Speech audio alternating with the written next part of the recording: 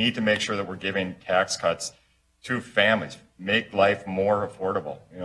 Representative Robbins just talked about how much more expensive it is for Minnesota families. Aren't the free meals exactly what you're talking about? That's helping families, isn't it? It's helping some families. You're right, but we already had something in place for that.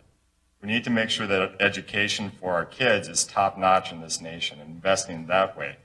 The meals, we'll see what academic, I know the governor was very high on the different ways that it's going to produce academic outcomes.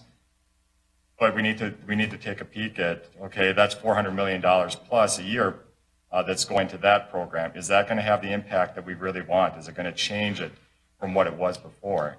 We'll see what that looks like. But we're really concerned about having nation-leading education in this country. Minnesota Republican State Senator Mark Johnson speaks about helping families by giving tax cuts. But when asked about helping families with school lunch, it looks like that's where he draws the line.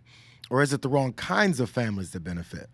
He did wonder, though, how the governor could think that feeding kids at school might lead to better academic outcomes. But the number of studies that answer his question are extensive. You just look it up, bro, and read. Or maybe he's just picking up where fellow Minnesota State Senator Steve Droskowski left off earlier this year, with a little less vitriol for poor kids than Steve had. Mr. President, I have yet to meet a person in Minnesota that is hungry. Yet today. I have yet to meet a person in Minnesota that says they don't have access to enough food to eat. Now, I should say that hunger is a relative term, Mr. President. I had a cereal bar for breakfast. I guess I'm hungry now. That, to some, might be maybe that's the definition of the bill. I don't know. I didn't see a definition of hunger in the bill, Mr. President.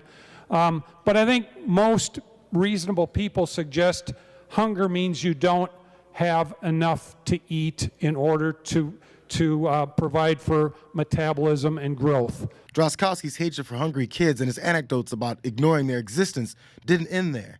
In fact, he thinks hungry, undernourished children are all skin and bones. I haven't seen the data that suggests that there's more kids going hungry today.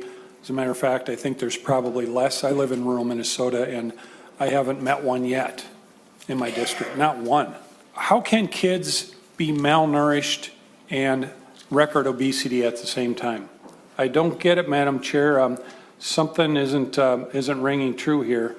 And, I remember, but I do remember seeing pictures of the early 1900s or late 1880s when we had the one-room schoolhouses before any of us were here, and pictures of kids coming up to the one-room schoolhouse, and not a single kid was overweight. We don't have that anymore, members. The makeup of kids and their bodies are characterized completely different today. We've got an obesity problem, and we have proposals before us to have government feed kids more. Droskowski thinks the government belongs to politicians, and that we all pay taxes for him to tell us how little we deserve to get for our money. The fact that he doesn't get that many children only have access to Wendy's, Burger King, and McDonald's value menus to eat might also give some insight as to why Republicans pulled all their hair out when First Lady Michelle Obama tried to do something about better school lunch options. The degree to which these guys hate Americans is astounding. We talk about personal responsibility as one of the major principles that the Republican Party stands on. Yes, I can understand kids going hungry, but is that really the problem of the school district? Is that the problem of the state of North Dakota? It's really the problem of parents being negligent with their kids if their kids are choosing to eat in the first place, which is entirely the problem that could be existing here.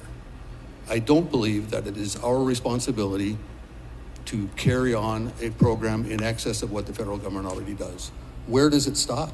Think about who North Dakota State Senator Mike Wilbema and Steve Droskowski are arguing against and what they hope their constituents will believe with flyers like this, hoping to fundraise off of their public displays of ignorance. There's apparently an epidemic of food fraud being carried out by dangerous libs who are hell-bent on taking parents' hard-earned tax dollars and providing healthier school lunch to America's future. They've actually normalized the demonization of agenda items that would actually help American tax dollars go to investing in American children, not just the parents of ones that pay off and lobby legislators to work solely for them. They've done this while openly embracing Nazi-style principles like stealing and burning books, the way Missouri State Representative Bill Eigel happily records himself doing. Blake says, check out these books, never return these books, problem solved. You're right. That's actually, it's kind of an interesting idea there, and I like it. Check them out, never return them, probably burn them if they're going to punish these school districts.